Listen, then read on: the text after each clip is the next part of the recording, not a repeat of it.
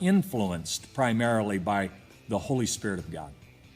Ultimately, the Spirit characterizes those He fills with faith, hope, and love, with love remaining or abiding into eternity.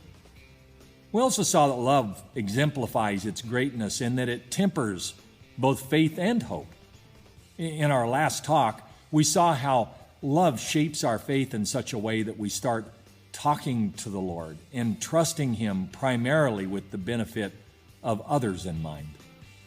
But you'll remember that Jesus pondered a question that should intrigue us, if not actually even haunt us a little bit. He asked, "When the Son of Man comes, will He find faith on the earth?"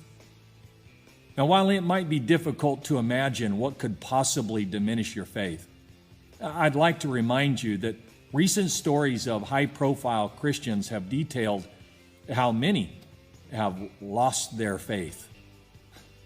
So we'd be foolish not to consider that something like this could happen in our own lives. So the question we really need to ask is how?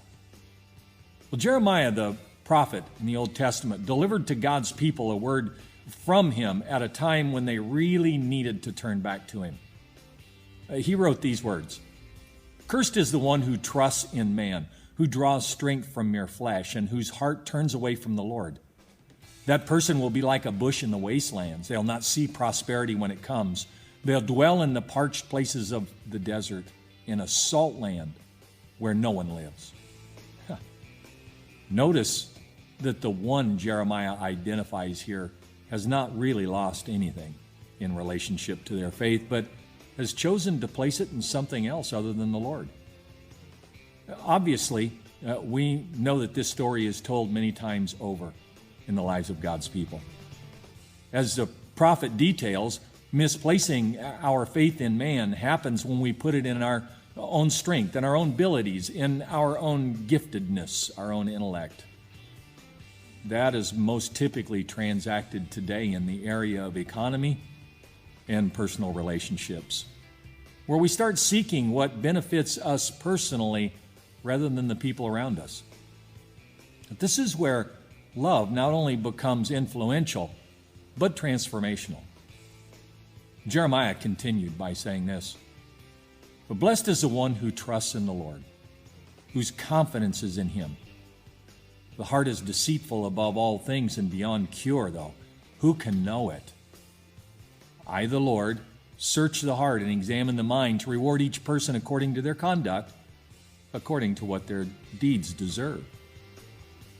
Now, knowing that the love of God is the basis of love for God in our lives, and the one who loves God trusts in Him for the benefit of the Lord, for His glory to be revealed in their lives, we can acknowledge that we are more than capable of scheming and spinning our goals and motives in life, and need nothing more than to trust the Lord to show us our own hearts, to lead us back to Him.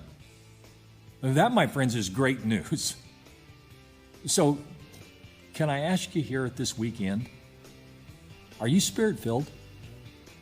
Are you praying for others?